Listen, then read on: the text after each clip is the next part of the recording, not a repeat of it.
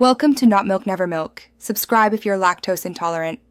You begin by confirming this is an Apple TV second generation and not a newer model. Firmware differs. Once confirmed, plug power and HDMI into the TV, then connect Ethernet for reliability. Wi-Fi works if signal is strong. Make sure you know the network SSID and password, and exit apps. You'll use iTunes on a computer if over-the-air isn't available. Start the update process now by navigating to Settings and checking Software Update. Proceed when the option appears. Once in Update software on the Apple TV, select Check for Update and follow prompts. The box will download and install the package. If you prefer the computer route, connect the Apple TV to your Mac or PC with a micro USB cable, open iTunes, select the device, and click Update rather than Restore to preserve settings. While the update runs, keep power connected and avoid interrupting.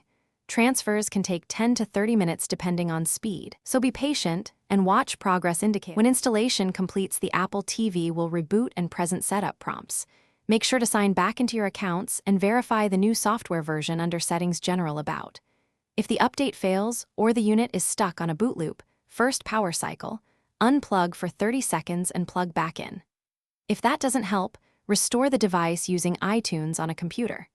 Make note of any error messages or LED patterns, because those details are essential if you need advanced support.